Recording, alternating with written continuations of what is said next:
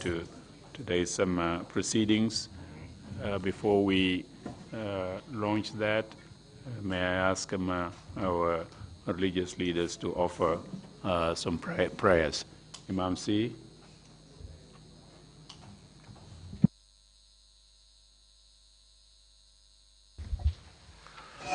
أعوذ بالله من الشيطان الرجيم بسم الله الرحمن الرحيم الحمد لله رب العالمين الرحمن الرحيم مالك يوم الدين إياك نعبد وإياك نستعين اهدنا الصراط المستقيم صراط الذين أنعمت عليهم غير المغضوب عليهم ولا الضالين وإن تستفتحوا فقد جاءكم الفتح نصر من الله وفتح قريب وبشر المؤمنين بسم الله الرحمن الرحيم قل هو الله أحد الله الصمد لم يلد ولم يولد ولم يكن له كفوا أحد بسم الله الرحمن الرحيم قل أعوذ برب الفلق من شر ما خلق ومن شر غاشق إذا وقب ومن شر النفاثات في العقد ومن شر حاسد إذا حسد بسم الله الرحمن الرحيم قل أعوذ برب الناس ملك الناس إله الناس من شر وسواس الخناس الذي يوسوس في صدور الناس من الجنة والناس إن الله وملائكته يصلون على النبي يا أيها الذين آمنوا صلوا عليه وسلموا تسليما صلى الله تعالى عليه وعلى آله وصحبه وسلم تسليما سبحان ربك رب العزة عما يصفون وسلام على المرسلين والحمد لله رب العالمين.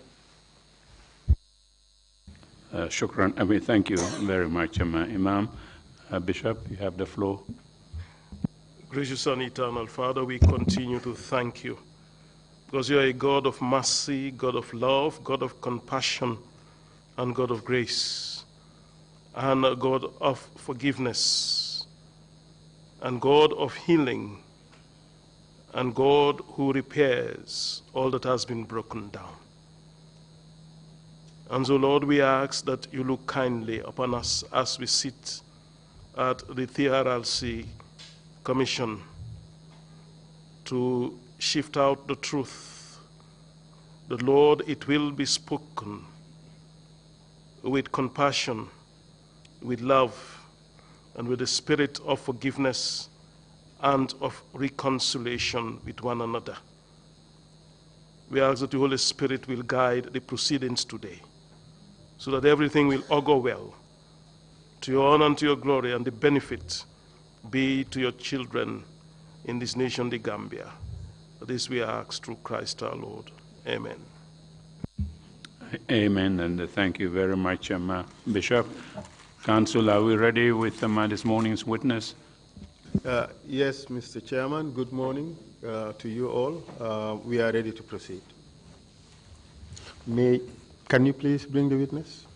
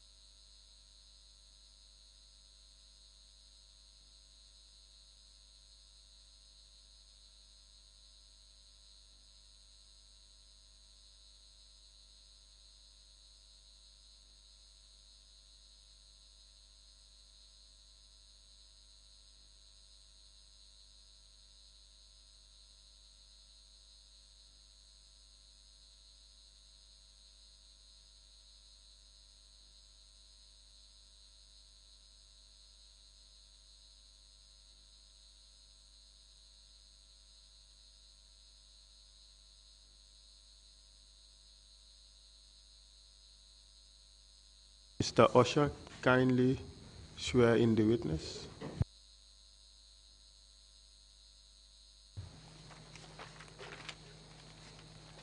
I, Mohamed Lamin Kasama, I, Mohamed Lamin Kasama, do swear that do swear that I will speak the truth, I will speak the truth, the whole truth, the whole truth, and nothing but the truth. and nothing but the truth. So help me God. So help me God.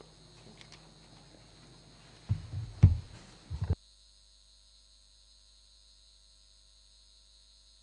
you. You may be seated, please.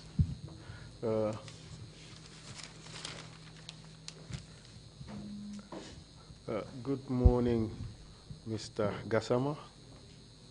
Welcome to the Gambia, and thank you for agreeing to take time off to come and testify before the TRRC. We have already met. It's no longer necessary to do introductions.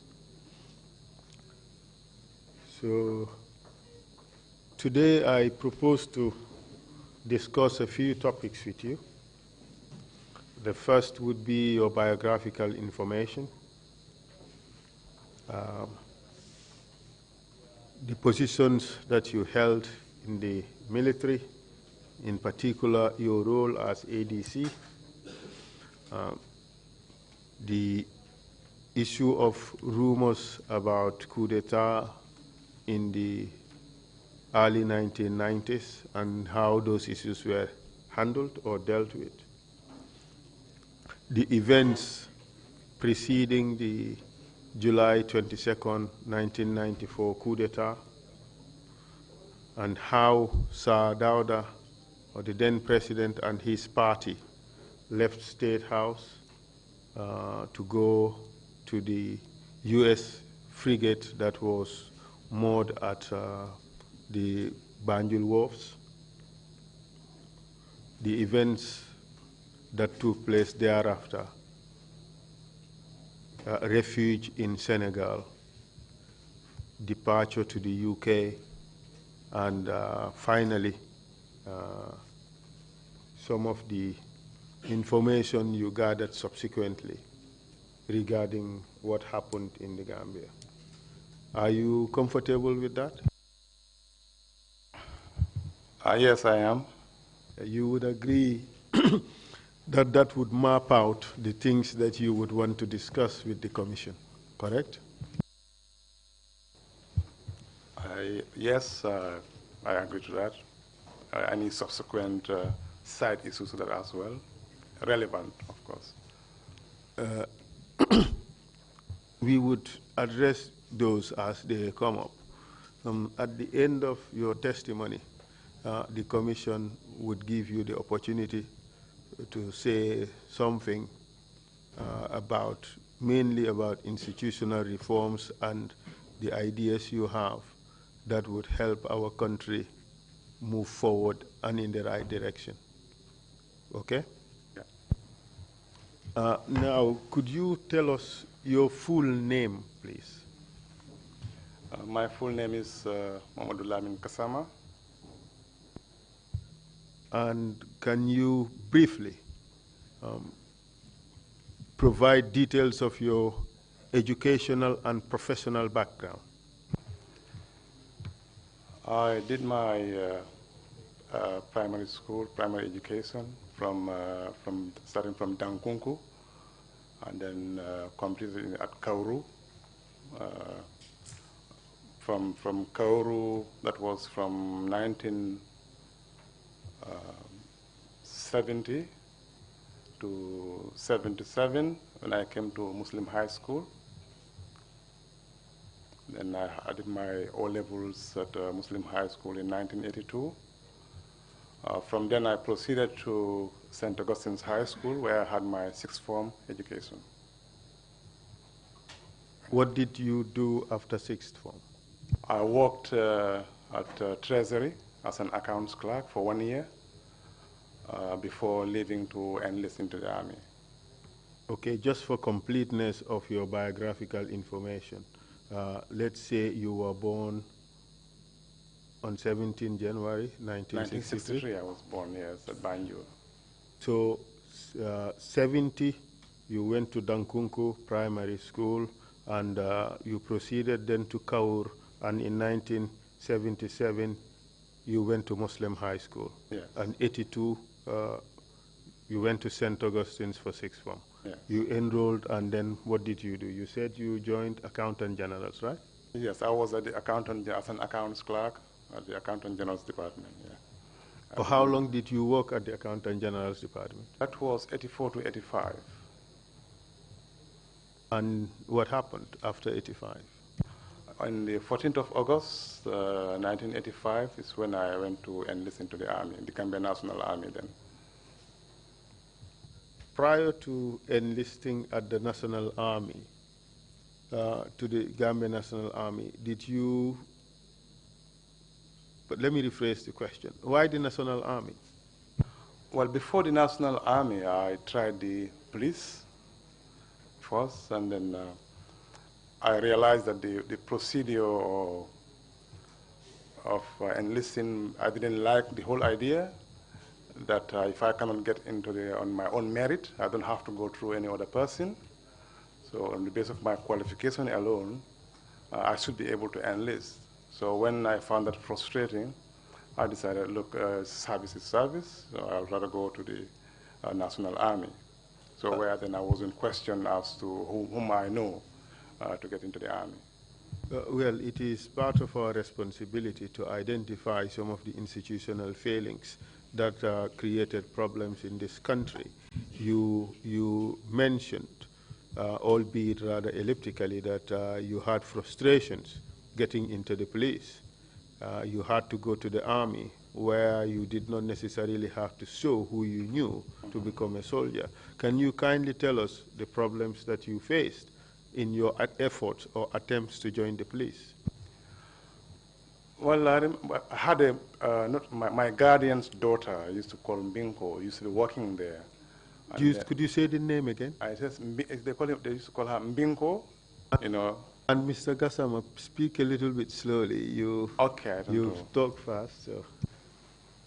My guardian's daughter, whom was responsible for me at Tobacco Road, and she was a police lady at the time, and then she told me, you know, if you want to get into the police, especially to be an officer cadet then, what they used to call an aspirant in the police, so I have to go through her, and she will have to introduce me, you know, to her boss. I think boss was Bolisar then, you know. So I felt uncomfortable with that.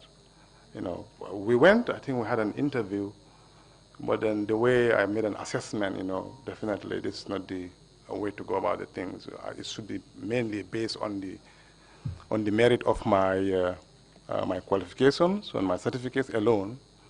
Then I decided, you know, this is not for me.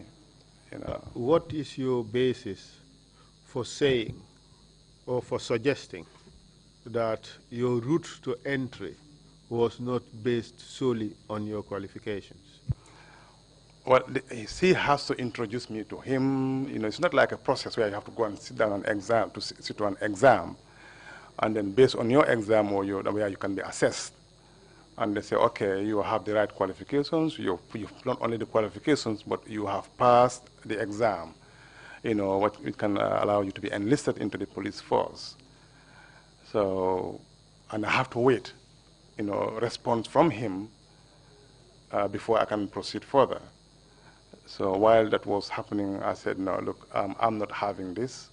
You know, if I have my A-level results and I was already working, you know, I don't believe I should be subjected to going behind somebody, and then somebody has to decide and wait at the whims, you know, of their own choosing before I could be selected.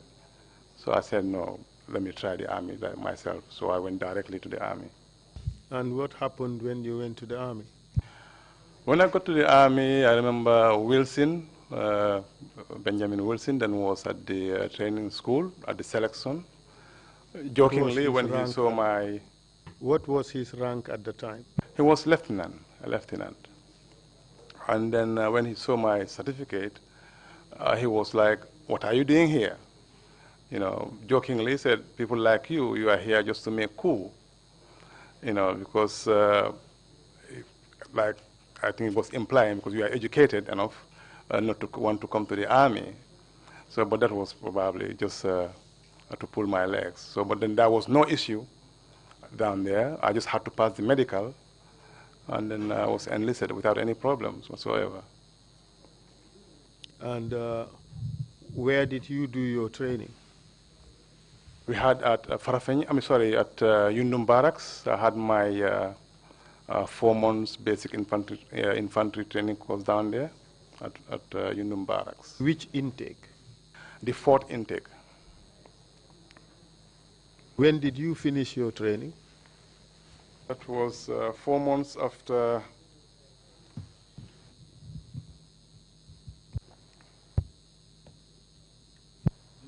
Yeah, I started in August, so this will be 4 months after August. Yeah. So this should be in December, by or December, January yeah. 1995. Yeah, 1985, 86 yeah. rather. 86 it would be, January 86, yeah. thereabout. Yeah. And what did you do after that? I was, in February, 1st of February, I was made an officer cadet by virtue of my, my certificates and, of course, my performance as well as a recruit. What did you do after that? I was appointed to be a training instructor. So I was working with the BAT team, waiting for the opportunity to go for further training abroad. What do you mean by BAT team? The British Army training team. And did you eventually go for training? Yes, I went to Pakistan, where I did my officer's basic training course at OTS, officer's training course in Mangladam, Pakistan. Do you recall when you finished that training? I finished the training in 7th of April 1988. And did you immediately return to the Gambia? Yes, I returned straight to the Gambia. Upon returning, I was promoted to 2nd lieutenant. And where were you posted when you returned? I became a platoon commander briefly for about 1 year. I was with Delta Company, serving under Lai Conte at Farafenni camp. And then after 1 year, I was brought back to the training school again. Yes, continue. That was training school from December 88 to 89. I was at training school as a platoon commander at the same time as a training instructor. So I was doing like dual roles. Yes, continue telling us about your career progression. Yeah, okay. Like I said, 1990s when I was promoted to full lieutenant, like 2 stars, from a sub-lieutenant to a full lieutenant. Then on the 17th of July, 1990, is when I was appointed to the ADC, to the president of the country, Sadauda. That means aide-de-camp. You were still a lieutenant at this stage? Yes, I was a full lieutenant at the time of my appointment as ADC. Aide-de-camp is French terminology. Could you kindly tell us what it means? Well, it means just a helper, if you want to directly translate it, but you are like a personal assistant to the president. You help, you are the final port of call if you want to see the president, anybody. From the protocol, you are the kind of usher who will usher people into the president's office and then take them out if need be, by what you establish to a level of communication between you and the president. And of course, like you carry the briefcase and then you ride with the president in the car, you open the doors for him. There are small protocols that goes around the ADC. So there is no set rules or terms of reference how you do your job. So basically you develop based on your own personality and your interaction with the men who work around the presidency. You kind of define the job yourself. But basically your role down there is ceremonial. ceremonial. The job of ADC, did it traditionally in Gambia carry term limits or not? Yes, it's a 2-year term limit. After every 2 years, it's been changed. That has been the standard until I came. And then, but somehow the president felt more comfortable working with me. And then he wanted to make it permanent until to his retirement. So you worked with him from 1990 when Yes. you were appointed until when? Until 1994, on the day of the coup. Did your rank change at any point in time during this period? Yes, while I was there, because I didn't have the chance to, sat through the courses while if you are in barracks. So they thought that based on my performance down there and that recommendation that I should have a permanent role, that warranted my promotion to the rank of captain. So my command came from my command, Army commander, and they recommended me to the promotion of rank of captain. Kindly make us understand the entourage or the security around the president. Who are they and what institutions they reported to? The president will have layers of guards. You have the presidential guard commander, which is originally from the Zandam, but later on it became reverted to known as the Tactical Support Group. They provided the bulk of the perimeter of State House security. And then you have plain clothes, which will be the closest close quarter protection. Before you get to the plain clothes, okay. You mentioned the TSG, the first layer protection, the state guards. Yeah. Who was their commander at the time? At the time of the coup, it was Kaba Bajo. But before, I had worked with several of them before. I worked with Modou Ndiaye, and I worked with Turo Jaune, and then I worked with Kaba Bajo as well. At the time that Kaba Bajo was State Guards commander, who was immediately below him? Lantombon Tamba was the one below Kaba Bajo. What were their ranks at the time? Lieutenants. Both of them? Yes. And who would Kaba Bajo report to? He reports to his commander, which would have been Pasal Lajang. Would he be reporting to Pasal Lajang directly, or there is another intermediate commander? Not that I know of, because like I said, that's their. Well, he will be reporting to Tro Jaune, who would be in charge of the Bakau barracks as the headquarters for the TSG. Yeah, but then Toro is also answerable to Pasal Lajang. And you said the next layer was the plain clothes. The plain clothes, yeah. Could you tell us about them? This comprises of,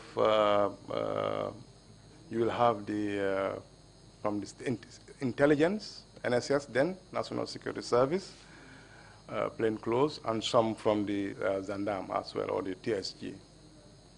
And who would they report to? They will report to Kaba Bajo. Including the intelligence? Yes, because they're kind of you can call it second men, so he'll be responsible for all of them. And then the next would be the ADC? Yeah, the ADC virtually is, I said, it's like you are in no man's land, so you don't have any command responsibility. You don't, I'm responsible to the, I can report to my army commander, but there was no cause to. Virtually when you are down there, you don't have any more contact with anybody. So you have to forge a relationship between you and all these units working around with the presidency. Okay. As ADC, you were the last port of call before the president. Yes.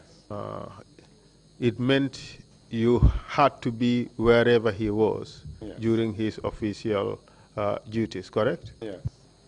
Did you have to travel with him? Yes, I have to travel with him wherever he goes. In 1994, or in the years before 1994, we have evidence that there were lots of rumors of coup d'etat. Yeah. Do you know anything about that? Yes, I remember it was Meet the Farmer store. Sorry. Could you say again? On the Meet the Farmer store, before, regarding Yajame in particular, because I just want to, because this whole thing surrounded around him. He was then at State House, and there was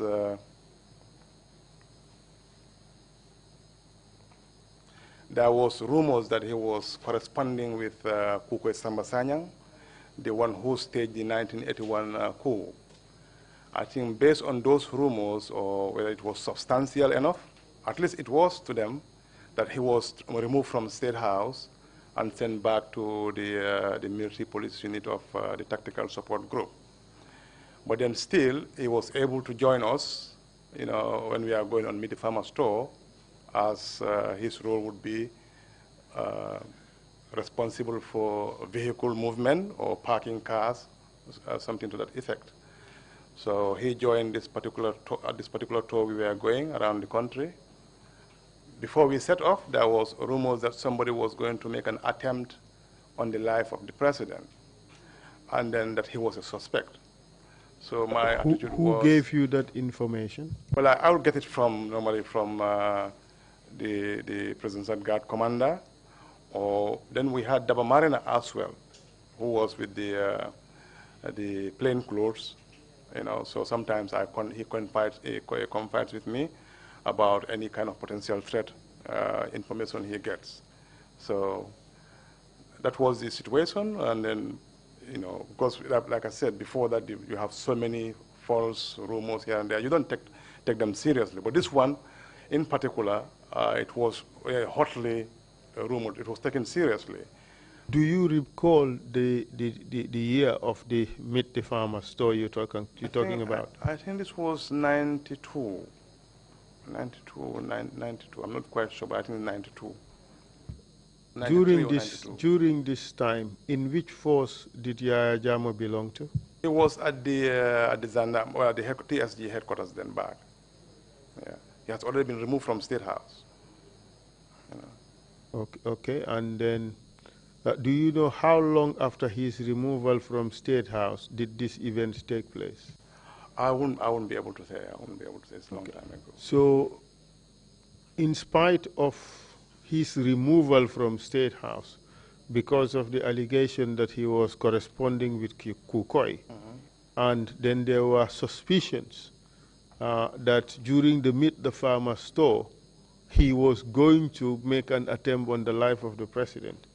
It was still decided... He was a potential suspect. A potential suspect. Suspect, yes. In spite of all that, it was decided that he went on the tour. Yeah, he went on the tour anyway with his military police unit.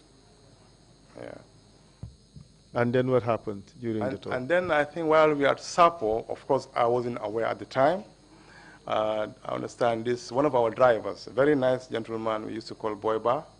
He is the driver for one of the escort vehicles. And then he dropped his pistol, I understand, whether he was trying to draw or whatever, but it dropped on the floor. What do you mean by whether he was trying to draw or whatever? As you're supposed to take it out, try to shoot somebody, of course, your pistol is always in the holster.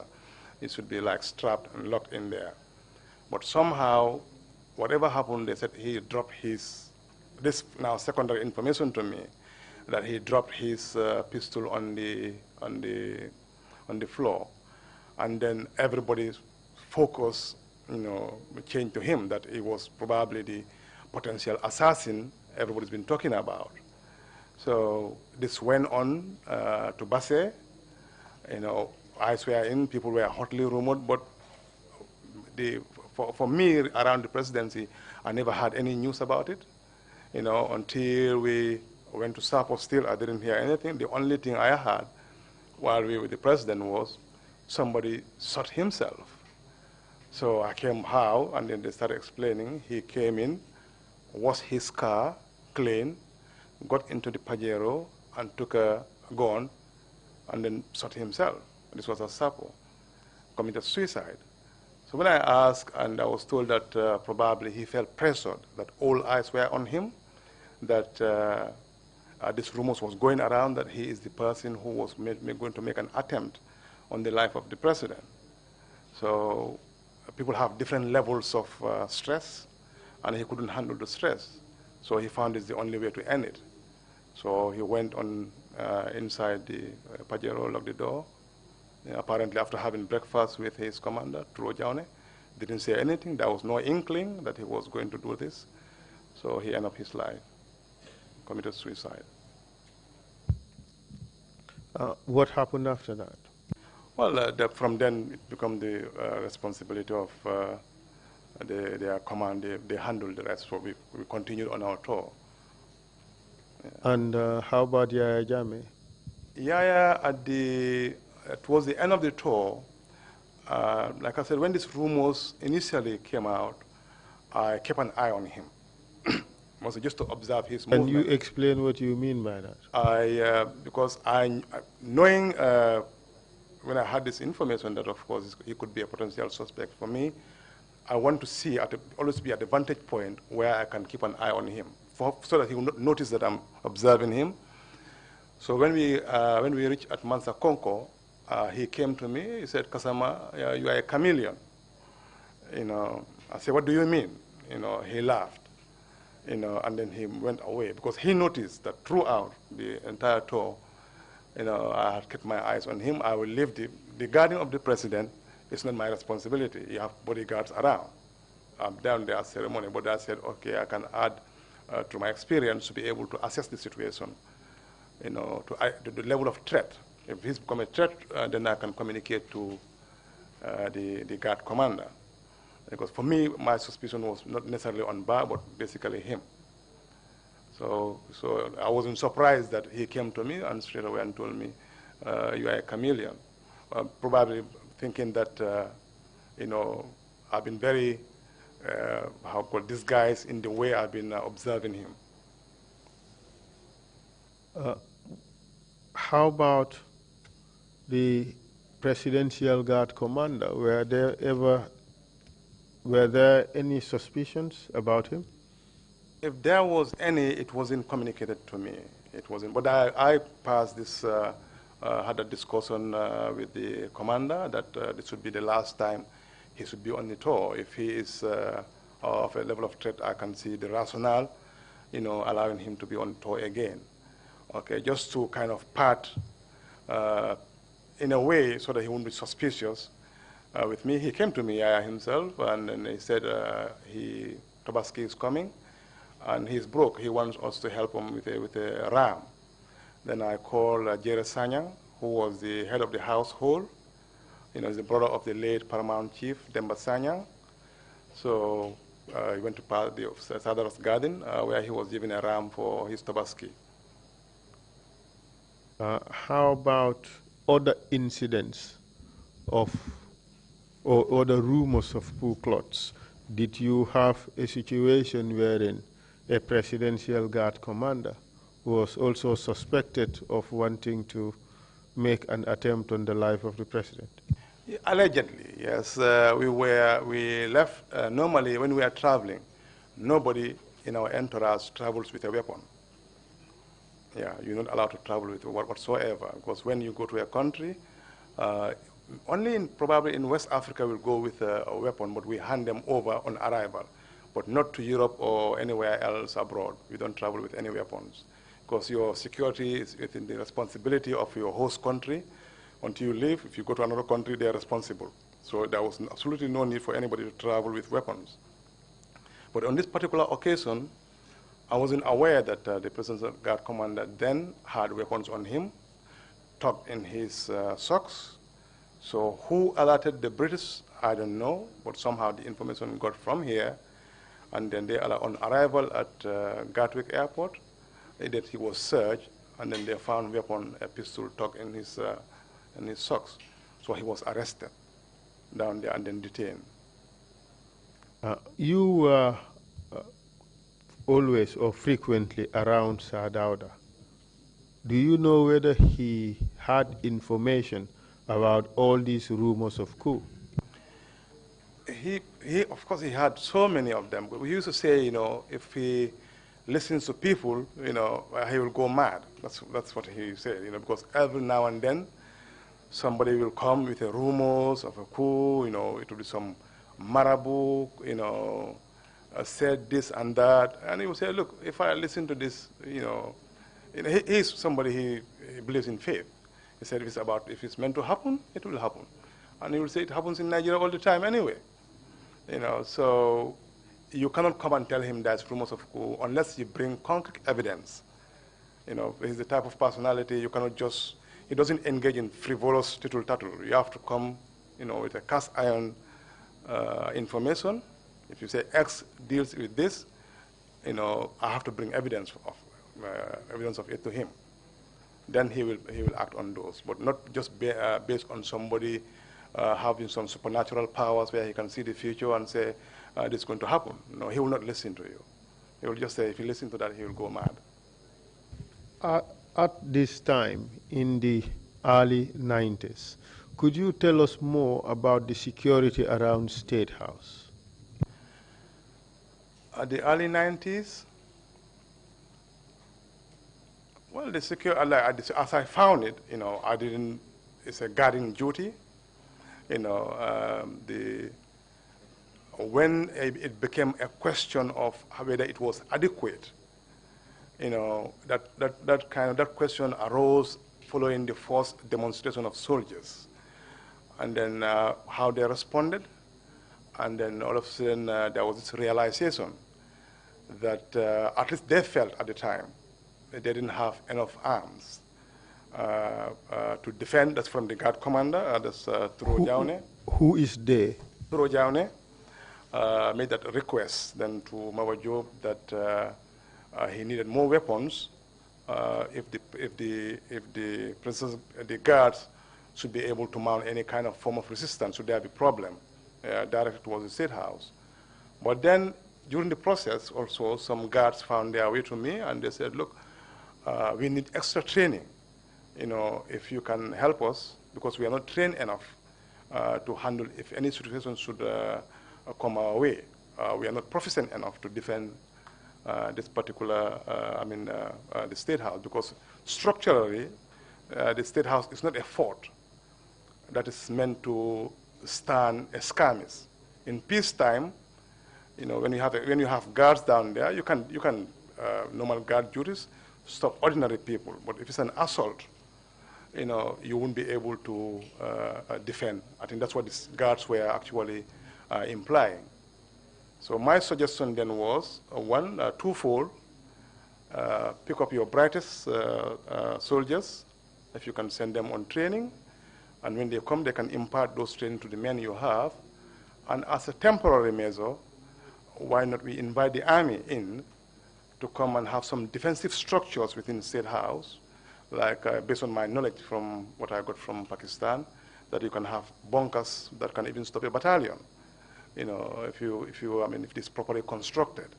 So I wanted some 3 or 4 of that kind within the State House complex as a line of defense, so that we can invite the army to help in that regard. But then, following a National Security Council meeting, this idea was put to the Army Commander, then the Acting Army Commander. Maba Diop was the Acting Army Commander at the time. So the National Security Advisor, as he narrated to me, because I was in at the sitting, because it's normally service heads that will be at that meeting, and they said, why do you want to protect State House? He said, well, they found it necessary. And what he was saying that if we want to take State House, we can take State House anytime. Who said that? He said Maba Diop told him that, because they are our acting army commander. So when he called me, he said, had it been in Nigeria, you make such a remark, it's treason, and you could even be hanged for it. because this is your seat of power. You want to improve the security. Why should somebody question, that kind of trying to protect the executive? So I think that led to partly him being removed from his post. Who being removed from his post? From Mabajo. Were your recommendations acted upon? No, they were not acted upon. They were not acted upon. Do you know whether the security advisor supported your recommendations? He did, and I didn't only stop that actually, and I called also the Pastor Lajang. Given that, like I said, my position being, I call it no man's land, so I'm trying to do the best I can and kind of foster kind of cohesion within the services to see how best they can both, the two services of the TSG and the Army can come together and then not only protect the State House, but the security of the country. So I made this suggestion to the IG. I said, why not, being a small country like us, pool our resources together and have a system whereby we can train both the Army and the TSG together, like in Farafenye, on completion of their training, and then they can be redeployed back to their units. In this way, there'll be no sense of insecurity as it was portrayed to me by the guards. Because there was this fear that if should there be any problem, then they don't think they have the necessary training, like fighting in built-up areas, what we call FIBUA in the Army.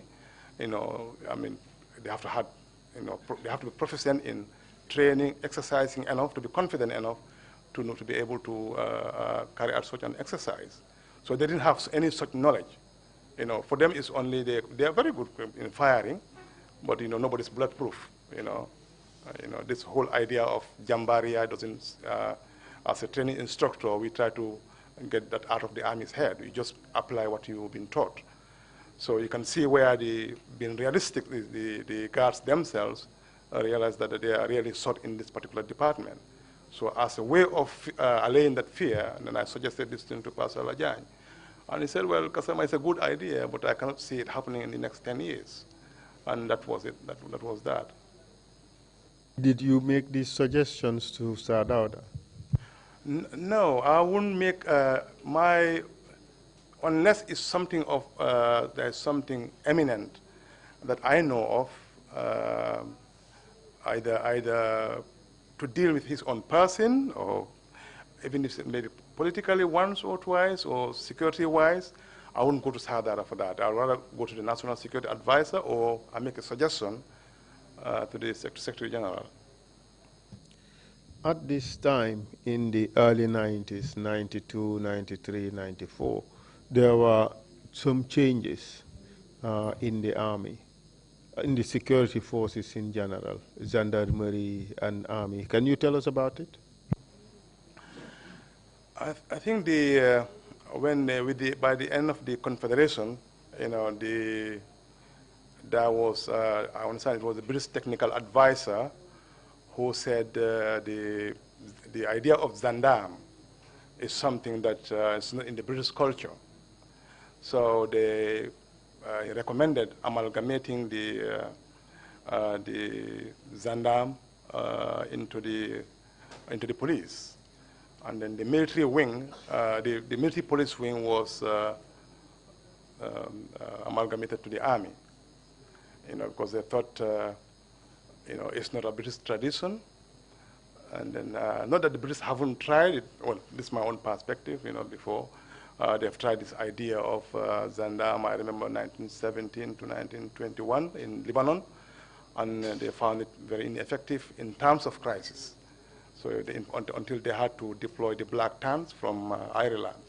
So I'm just trying to understand why they say it's not a British tradition. So they would rather you have an armed police unit like they have it in the UK, and then you have the Army, completely different. So they recommended this amalgamation of the tactical support group, part of them into the Army, part of them into the police. Did the British continue to remain with the Army in the Gambia? I think they were here up to the time I think NATAC came. That's the Nigerian Army Tactical Assistance Group. When they came in, and then they found themselves, you know, or whatever the reason. I don't know the reason why they ran up their tenure here. But I understand the government wanted them to stay. You know, but then they said they can't since that's another force down there, so they left. And the Nigerian contingent, who was their leader? It was Brigadier General Ibrahim Dada, who was their leader, personally appointed by General Babangida to bring. He was the one who came as head of the NATAC contingent in the Gambia. Tell us, if you know, what was the impact of the Nigerian presence in the Gambia? I think their impact was more on the organizational part of the army, restructuring to have a proper headquarters, which we didn't have before. And then, as to the nitty-gritties of what was happening in the camp, because I wasn't at the camp at the time, I was more at State House, even though I had dealings with the General Dada when he was working with on the terms and conditions of service. You know, then he will consult me. You know, I would say I've kind of become a lobbyist for the army in that sense. You know, so if I remember until at one time, you know, Secretary General told me you are very biased towards the army. Well, naturally, if the army wants something that's good for the army, you know, I will stand up for the army. While he was so I had a very good relationship with him in that regard, while he was trying to bring some favorable terms and conditions for the soldiers. That must have been something that was beneficial. But as far as you know, did the presence of the Nigerians have any negative effects in the army? Not professionally, but what I tend to get, the vibes I tend to get is the kind of, if you can call it jealousy. And I'm not sure whether to what extent this affected the officers, but the lifestyle, and then they're paid from Nigeria. Average soldier maybe earning thousands of dollars, or who knows, and Dada himself being the paymaster, will collect their money from Dakar and come and pay them. So they were well paid and well looked after. So naturally, this will create jealousy within the ranks of the army. But I'm not sure whether this affected their professional relationship, you know, what they were doing in the army then, in terms of their restructuring. And then I wasn't aware of any training, substantive training at that level. At around this time, did you at State House, did you realize or did you come to notice any form of dissatisfactions or grievances among the soldiers in the barracks? Not necessarily, but I had a concern, and my concern was being from a military country. I made this suggestion that Nigeria can have a change of government anytime, and that change of government can pull all their troops, and then like the Confederation, how it ended, and then a huge vacuum was created. It's about time we select the Nigerian training team goes into advisory role, you know, and our own Gambian commanders take the command role, command position, and then that way, even if anything happens, yeah, at least they are well groomed into, because our army is still fairly young, you know, by any standards, you know, so we should be mindful of that change to happen in Nigeria. So I think a decision was made. Then the problem was who should be appointed to command the army. So they came down to the idea of if they can select the brightest ones within the senior cadre of officers we had, and then the brightest of them will be selected. You know, naturally you just go for whoever was the most senior. And it would have been like Chris Davis, or, you know. But then they said no. Let's take the down the line. That's when Lai Conte and then Sheikh Omar Faye were selected to go on course to be one of them, or later on Babukar Jatta. Within the three of them, whoever excels in their field would be nominated to command the army. But in the meantime, while these people were being sent for training, who commanded the army? Dada was still in command of the army up to his recall. I think it was sometime in 1994. I think we were at Mandela's inauguration, I think, when we first got wind of Lawan Gwadebe coming to Gambia as the next contingent commander. I think the president was told that. So somehow this person was very concerned about the personality that was Lawan Gwadebe, and that he got a reputation for being involved in virtually every coup in Nigeria, and that we should resist his coming at all costs. But then the president was like, this is a friendly gesture from a brotherly country. He cannot just say no to if they want to change the command whose time is due to be recalled back.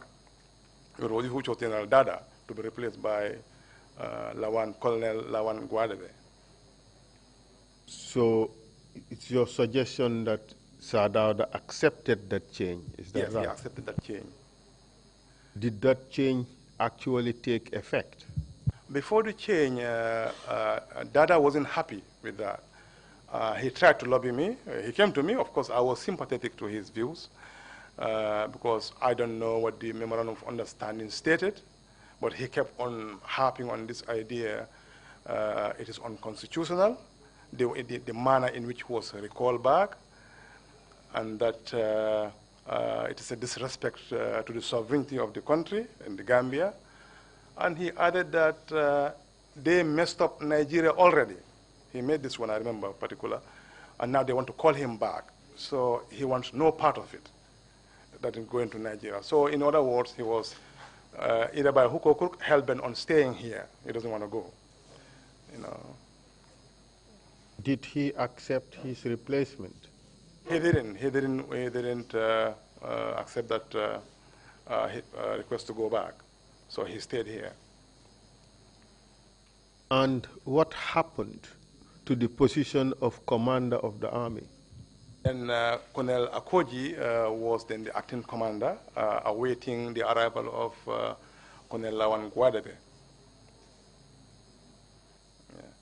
Yeah. Was Akoji formally given the responsibility of commander of the army?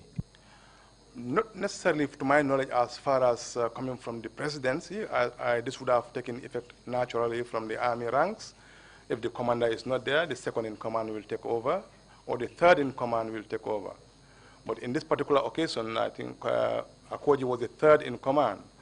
Onobi was the second in command, I think, but then he was away. So Akoji has to assume command until Lawan Gwadebe came.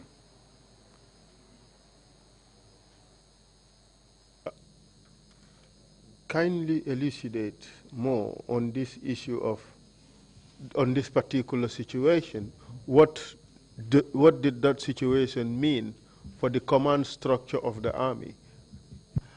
Well, what do you mean exactly for the command structure of the army? Because it's not like it's with commanderless. As far as the Gambian side is concerned, we had our most senior officers away on course. And then you can say it's a vacuum, but then there's normally the third in command took over, so you cannot say it's completely commandless. But then the one who is meant to come hasn't taken over. The one who was recalled refused to go back. So we are kind of in that state of limbo. Did that have any negative effect on the army? Well, it will have effect on the army. Actually, it will have. So this situation persisted until 21st July 1994, correct? Yes. And at this time, where were you? I traveled with the president before. Yeah, I traveled with the president in 1994 before July. I think it was meant to go to Tunisia. I remember at the particular trip, I must have stayed behind in London because I got malaria, severe malaria. I think they went without me to Tunisia and they came back because I had a 2 weeks break. So we had a break in London, and then before he came back. So and I came back with him. And while you were in London, did you hear anything about disturbances in the army? I remember Kaba Bajo mentioning, like I said, not necessarily that there would be the rumors of soldiers demonstrating. And then the way he put it was, in Mandinka, Alanying Kulubalo lafta mama na koteke, indicating that this. Could you say that a bit slowly? Coming Alanying Kulubalo, that this unruly. These rudeness people, they want to do in other words, he means that these unruly soldiers are about to make a demonstration again, but the situation is under control. Because I could notice the flurry of communication, whispering. Between him and probably Lantombo. I don't know, he was talking to the other end, but I'll assume it's his second in command, Lantombo. And then on the other side, we had Bakari Dabo, who was from the NSS, who was also communicating probably with Keba Sise, his boss. Let's clarify this. There was a Bakari Dabo at the NSS, National Security Service. Yes, it was. Different from the Bakari Dabo who was then Minister of Finance. Yeah. Okay, good. So, and what happened that day? This was 20 July or 21st July 1994. Did this information filter to Sadauda as far as you know? At no point was I aware of any briefing given to Sadauda. And then I said that because naturally, by my role, even if we are there on holidays, if they want to see the president, they will let me know. And I'll inform him, that has always been the protocol. I will inform him that the head of the guard wants to talk to you. If it's on the guard and security, I could be present. Most of the time I will be. But at this particular, on the 22nd, on the eve, I wasn't aware of any briefing while we are at Haywards Heath in London, in the UK. You said that that Bakari Dabo, the NSS bodyguard who was with you, was having conversations with his boss. Who was his boss at this time? His boss was Keba Sise, who was the Director General of the National Security Service. Do you know whether Keba Sise briefed Sadauda while he was in London? No, he hasn't.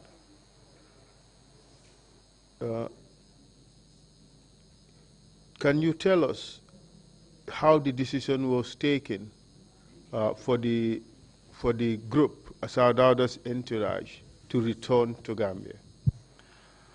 Well, as per protocol, normally the protocol officer is the one who is responsible for all our itinerary. For me, all I need to be told is this is the time we're traveling. This is the time we're traveling, and then the orderlies will, and that particular incident was by Bakari Kamara. They'll be responsible for the luggages. So as far as I'm aware, it's just a normal, standard operational procedure. So we just get ready to leave. So tell us, from your part, did you have any suspicion Absolutely that none. anything was going on in Gambia? Absolutely, I had no inkling whatsoever. If I had any suspicion, my own, because I had devised my own SOP. If I have any inkling coming from the army, I would call RSM Jeng at the camp. and to get a feedback exactly, what is this true? Or something like that, then I'll get an assessment. Yeah, but then if it is something like just hot air, I'll just take it as that, Why would you call RSM Jeng? He was not the commander of the army. No, because I know by virtue of his appointment and then by virtue of the responsibility he had, there wouldn't be anything happening within the camp without his knowledge.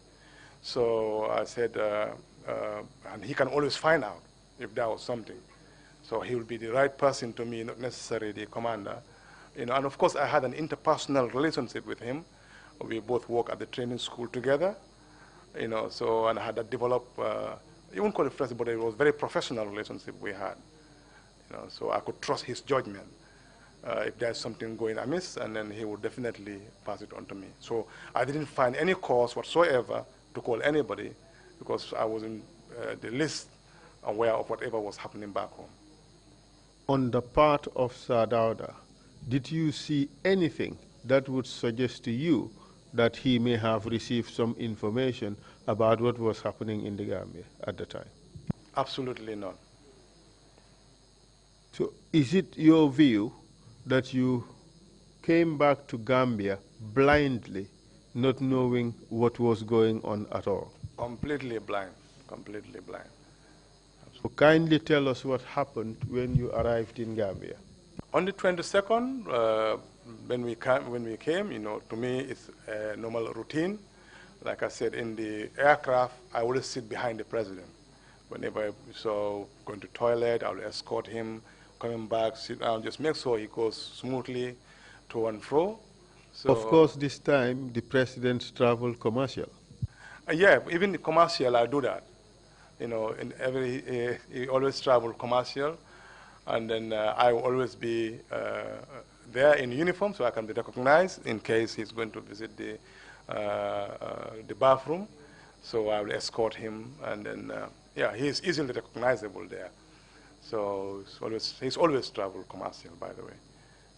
So we arrived at, and normally the protocol is when you arrive, the plainclothes security will go out, secure the area, and then the deputy chief of protocol will come and invite the president to come down, meeting the chief of protocol, said, is the president ready? I'll make sure when he's ready, and then he's ready, then, so they will lead the way, and I will follow behind. So we come down the foot of the plane. Slow down. We come down on the foot of the plane, and then you have the receiving party. They will line up, and then we'll shake hands before we go to the dais to take the national salute. And then from there on, we did a guard inspection, where he will go outside and inside the ranks of the soldiers, and then come back, take the salute, and that's it. We head towards the cars.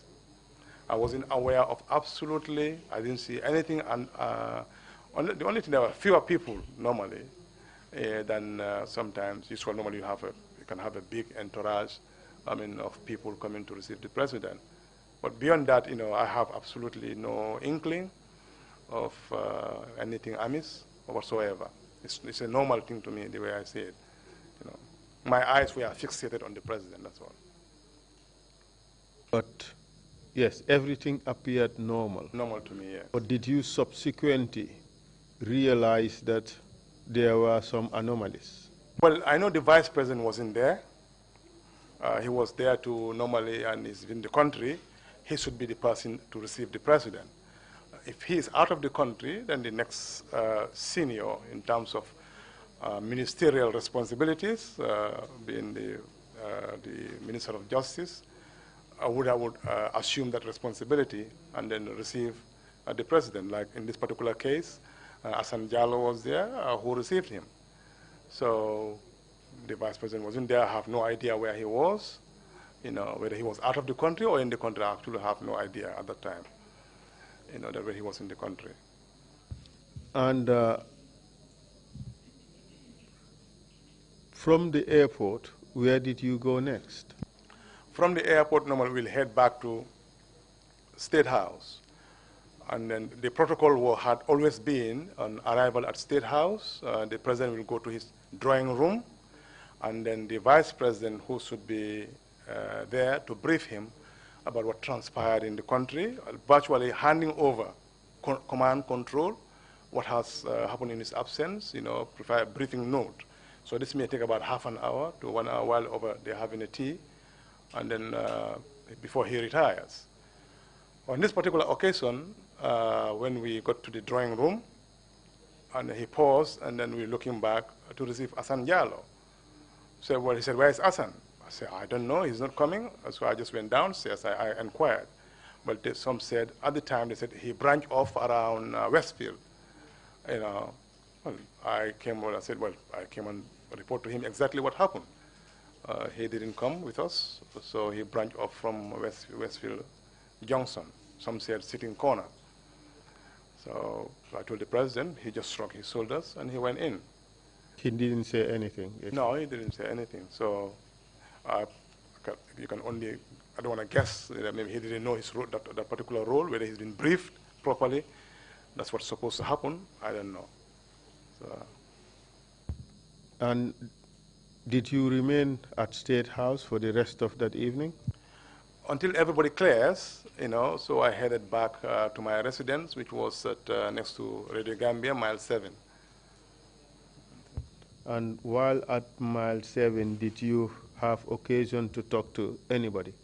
I had, I think Turo spoke to me, Turo Jaune, and then he told me about this supposed demonstration still, that they suspected Yaya Jammeh to be involved.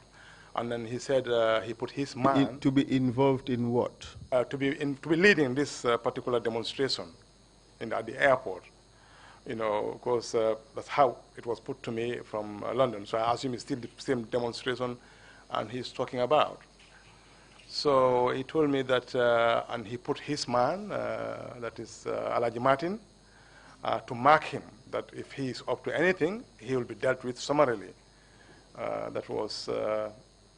what rank was Alaji Martin at the time? I think he must have been sergeant. I'm not very sure, but he must have been a sergeant. So it is your testimony that that night Turo Jaune told you that there was going to be a demonstration led by Yaya Jammeh at the airport, and he, as head of State Guards, no, not head of State Guards, he was TSG, the head of the TSG, put his own man, being Sergeant Alaji Martin, to mark Yaya Jammeh, just in case Yaya Jammeh did anything, he would be dealt with summarily. That's what he told you? Yes.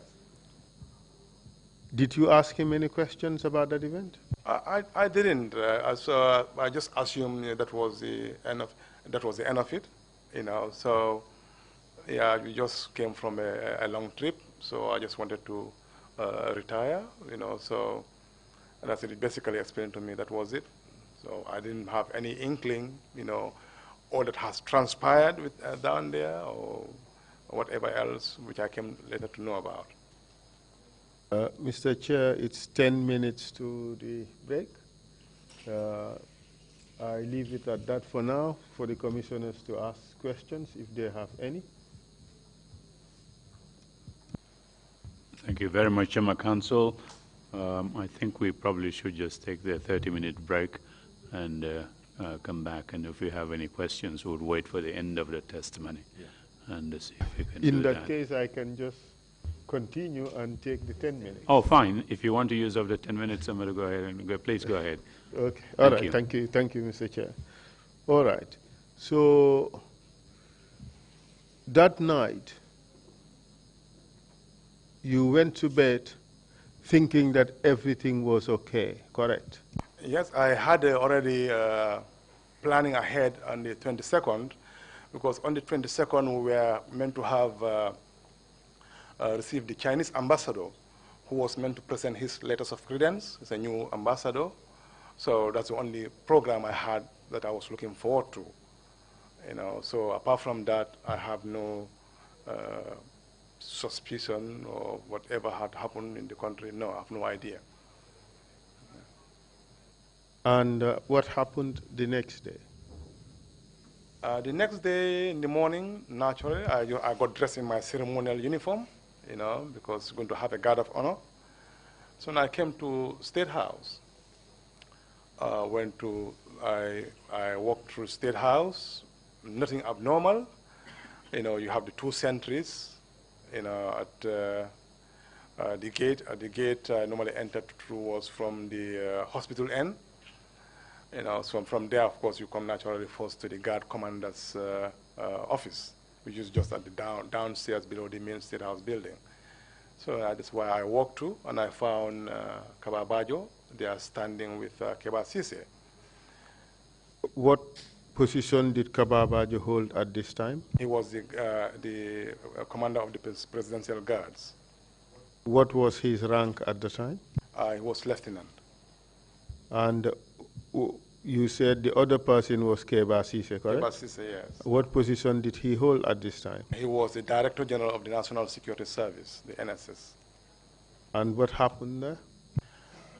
Then it was, Kaba informed me that there had been some shootings at Yundum Barracks.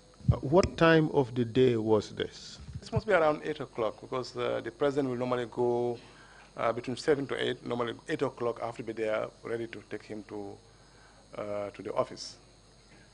So it will be around that 8 o'clock time.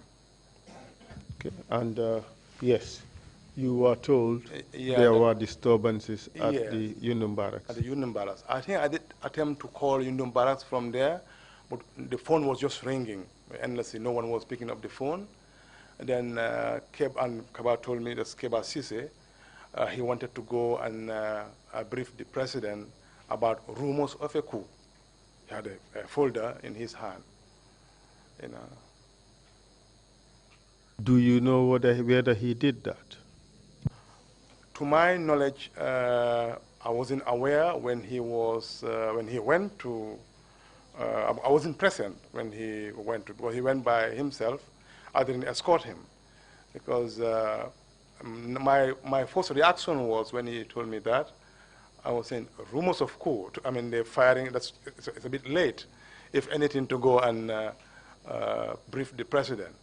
But I didn't ask. I asked Kaba where is the vice president. He said the vice president is in his office, receiving guests from the U.S. Lamour County Frigate. Well, that again was like a news to me. But then, what was news to you? The fact that there is a frigate here in the country.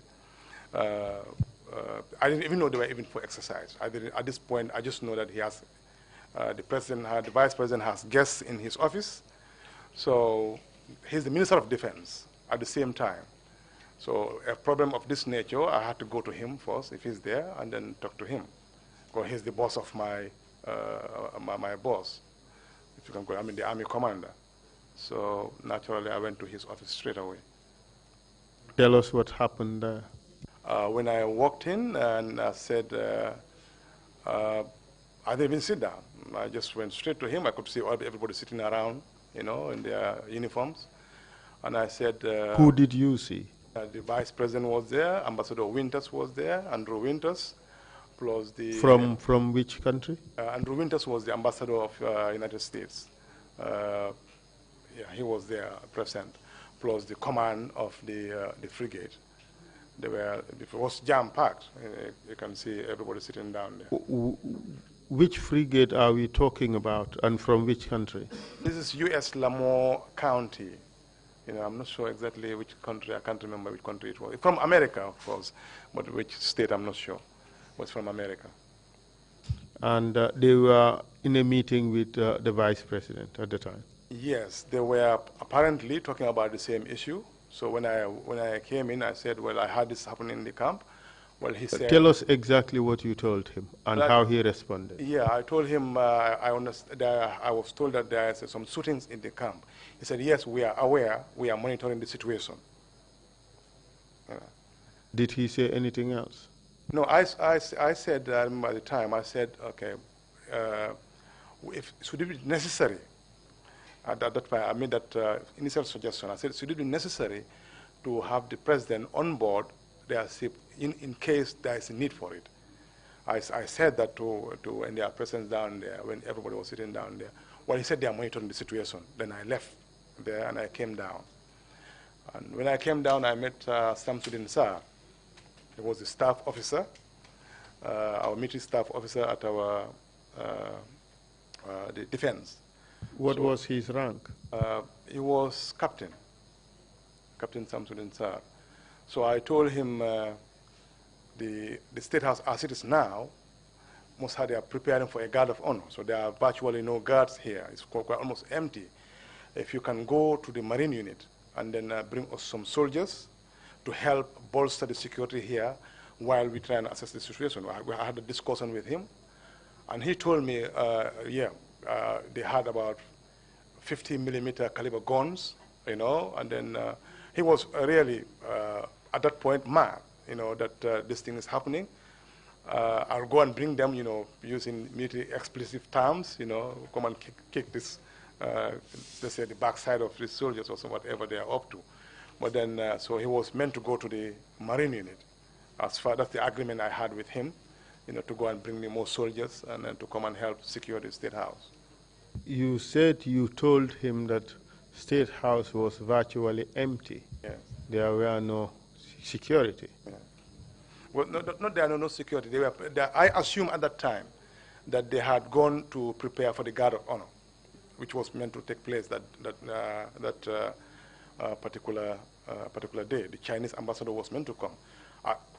Naturally, they should have been forming up when I get that early enough. They should have been there. There was no formation, nothing there. So I didn't know exactly what had happened in their arrangements.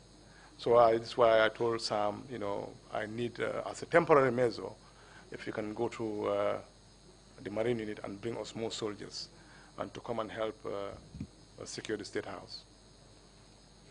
Last question before the break. Was the security arrangement at that time normal, as far as you know? As far as you will have the normal centers will be there. Yeah. No, the only abnormality down there was I saw Kausu Kamara, we used to be commonly called as Bombardier. You know, had a bandolier of rounds, you know, wrapped around him like Rambo. You know, so that kind of even brought a chuckle to me. I would say one bullet, you know, you'll just be like a walking time bomb. But then, yeah, I wasn't impressed, to be quite honest with you. So that's one of the reasons why I wanted our Marine unit to come, you know, soldiers I could actually command. In spite of the fact that you were not impressed by his posture? Not necessarily only him. You know, and when this thing happened, you know, from the time I communicated with Kaba, and then I finished there, that was it. I said, I have to be in charge. I have to find a way of either securing the State House or securing the president. That became I went into kind of military mode, you know, command mode, if you can call it that. So to find some kind of solution, you know. You said you were not impressed by Bombardier's bravado and his posture. Wasn't it shocking that the State House was virtually devoid of security? Yes, absolutely. It was eerily quiet, very, very, very quiet. You know, very, very quiet, to be quite honest. Thank you, Mr. Chairman. I think we leave it at that, and we come back after the break. Thank you very much, Council, and thank you very much, Mr. Kasama. We will take a 30-minute break and come back at 12 noon. Meeting is adjourned. Thank you.